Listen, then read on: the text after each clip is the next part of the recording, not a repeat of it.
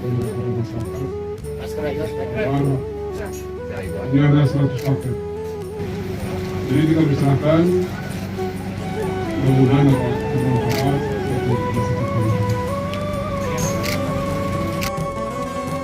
Ini juga iwan dibagikan kalau 1000 ya sudah.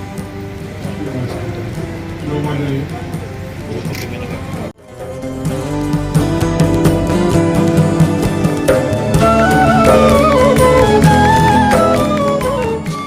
Karena sementara itu pinjam pakai, nanti kita hibah.